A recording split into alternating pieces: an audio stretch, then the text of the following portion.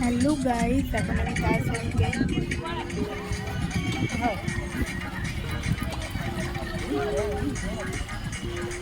কি সুন্দর দেখুন নৌকো আছে।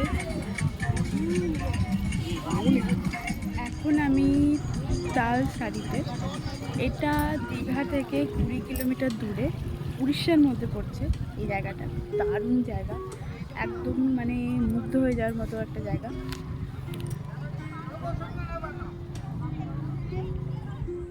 বালেশ্বর জেলায় অবস্থিত এই তালসারি সমুদ্র সৈকত।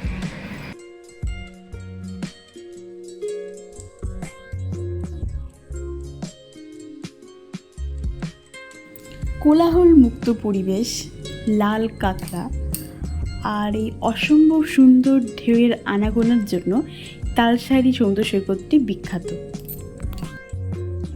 এটি মূলত অগভীর শান্ত সৈকত। এর উপকূলবর্তী জল খুব বেশি গভীর নয়, তবে অন্যান্য সমুদ্র সৈকতের মতো জোয়ারের সময় মোহনা বা খাড়ির কাছে এর স্রোত ও গভীরতা বৃদ্ধি পায়।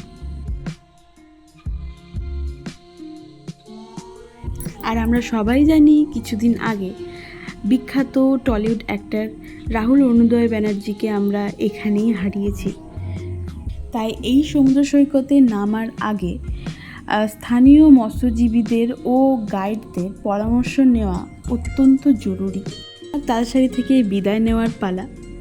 তো এবার আমরা গেছিলাম একটা জুসের দোকানে, দেব জুস। তো সেখানে আমরা ম্যাঙ্গো লস্যি অর্ডার করেছিলাম।